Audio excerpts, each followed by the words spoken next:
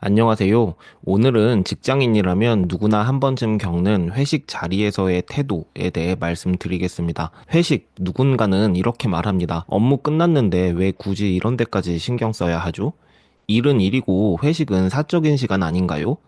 맞는 말입니다. 회식은 근로계약서에 명시된 업무는 아니니까요. 하지만 회식은 조직 안에서 평소에 볼 수 없었던 나의 진솔한 면이 드러나는 자리이고 그 안에서 내가 어떤 사람으로 기억되는지를 결정짓는 아주 중요한 순간이기도 합니다. 회사라는 조직은 성과만으로 평가되지 않습니다.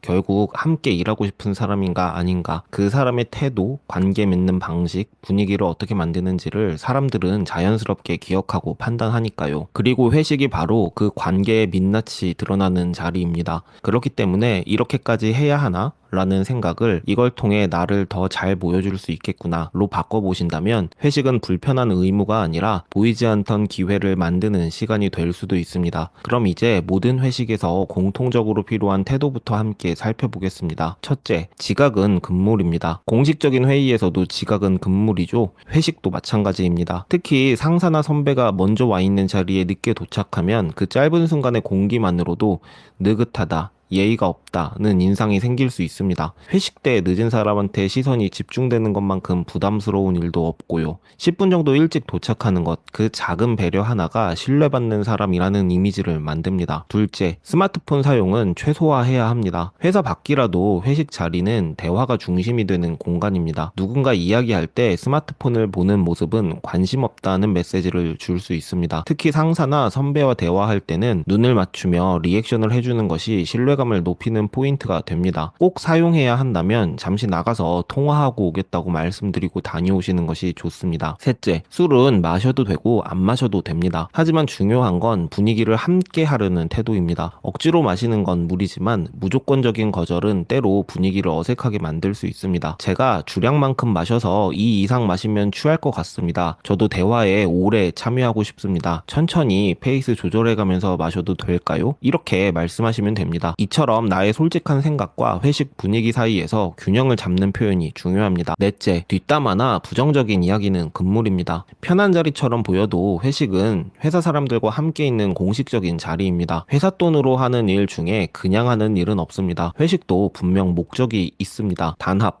포상, 피드백, 동기부여 등 회식의 목적을 잘 생각해 보세요. 회식 자리에서 나온 말은 기록되지 않지만 기억은 됩니다. 누군가에 대한 평가나 회사에 대한 부정적인 감정은 생각보다 빠르게 그리고 예상하지 못한 방향으로 퍼질 수 있습니다. 다섯째, 표정과 리액션이 말보다 강한 인상을 남깁니다. 아무 말 하지 않아도 무표정하고 피곤한 얼굴은 참여하고 싶지 않은 사람으로 보일 수 있습니다. 반대로 말이 많지 않아도 따뜻한 미소, 자연스러운 리액션은 함께 있고 싶은 사람이라는 인상을 만들 수 있겠죠. 밝은 표정, 리액션, 대답만 잘해도 충분합니다. 지금부터는 회식 주최자가 누구냐에 따라 달라져야 하는 태도를 설명드리겠습니다. 이 부분이 특히 중요하거든요. 잠깐만요.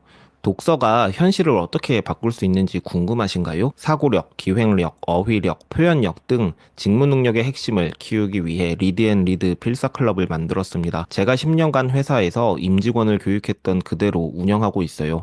한 달 내내 참여할 수 있는 가격은 단 5만 원입니다. 하루 1,600원만 나 자신에게 투자해 보세요. 자세한 내용은 설명란 링크에서 확인할 수 있습니다. 그리고 저는 기록과 회고에 진심입니다. 지금 보고 계신 이 콘텐츠도 제가 10년간 쓴 다이어리에서 나온 결과물이에요. 어떤 자기계발이든 결국 기록과 회고로 수렴됩니다. 그래서 700여 종의 종이를 테스트해서 노트를 직접 만들었습니다. 이 지류로 만든 노트는 국내에서 리드가 유일합니다. 관심 있으시면 설명란 링크 확인해주세요. 그럼 다시 이어가겠습니다. 첫 번째, 상사가 주관하는 회식입니다. 이 자리는 단순한 친목이 아니라 내가 조직 내에서 어떤 태도와 시야를 가진 사람인지 어필할 수 있는 기회입니다. 이럴 때는 내가 얼마나 말을 잘하느냐보다 얼마나 경청하느냐, 그리고 얼마나 상대의 이야기를 기억하고 있는지가 더 중요합니다. 예를 들어 업무 시간 중에 상사가 했던 이야기를 귀담아 듣고 회식 때 질문할 수 있겠죠. 있겠죠. 팀장님, 예전에 말씀하셨던 그 프로젝트는 요즘 어떻게 진행되고 있나요? 이 한마디는 단순한 질문이 아니라 상사의 말에 평소에 귀 기울이고 있었다는 강력한 메시지입니다. 그렇게 쌓인 신뢰는 나중에 중요한 업무나 기회가 생겼을 때 그 사람 태도 괜찮더라 라는 이유로 나에게 돌아올 수 있습니다. 우리 모두 잘 알고 있습니다. 회식 때 처신 잘하는 사람이 보통 일도 잘합니다. 두 번째, 동기가 주관하는 회식입니다. 편한 자리일 수 있지만 이 안에서도 이미지와 관계는 형성됩니다. 특히 동기와의 관계는 회사 안에서 가장 가까운 정보망이기 때문에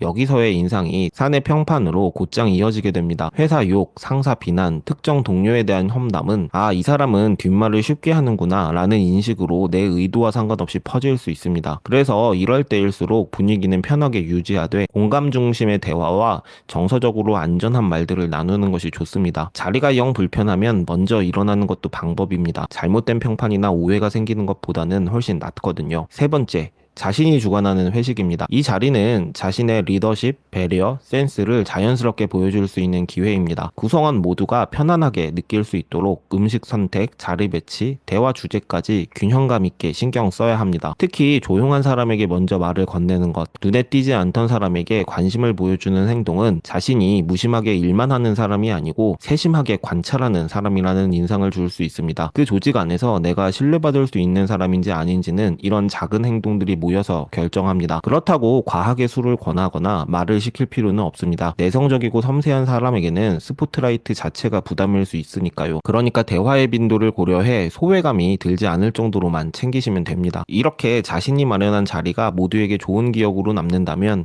다음 기회에도 중요한 역할이나 리더십을 기대하게 되는 사람으로 자연스럽게 자리 잡을 수 있겠죠. 마지막으로 세 가지 현실적인 팁을 드리겠습니다. 첫째, 회식 후 짧은 인사 메시지를 남겨보세요. 오늘 즐거운 시간이었습니다. 다음에 또 이야기 나눠요. 이렇게 문자를 남기면 그 한 줄이 다음 관계로 이어지는 다리 역할을 해줍니다. 둘째, 회식 때 실수가 있었다면 바로 다음날 정중히 사과하세요. 어제 혹시 불편하게 해드린 건 없었을까요? 이런 진심 어린 한마디는 실수를 오히려 신뢰로 바꿀 수 있는 기회가 되기도 합니다. 셋째, 회식에서도 나만의 포지션을 설정해 두세요. 모두를 웃기는 사람이 아니라도 좋습니다. 분위기를 편하게 만드는 사람, 대화를 이끌어주는 사람, 정리와 배려를 담당하는 사람도 회식에 꼭 필요한 존재입니다. 정리하자면 회식은 나를 과하게 포장하는 자리가 아니라 조직 내에서 나의 태도와 사람들과 관계 맺는 방식을 자연스럽게 보여줄 수 있는 기회입니다. 그 기회를 잘 활용하면 신뢰와 평판을 얻을 수 있습니다. 그리고 곧 기회로 이어지겠죠. 조금 더 신경 쓰는 것만으로도 회식은 불편한 시간이 아니라 앞으로를 위한 관계 자산이 될 수 있습니다. 이 영상이 회식을 앞두고 계신 분들께 작은 도움이 되었기를 바랍니다. 들어주셔서 감사합니다.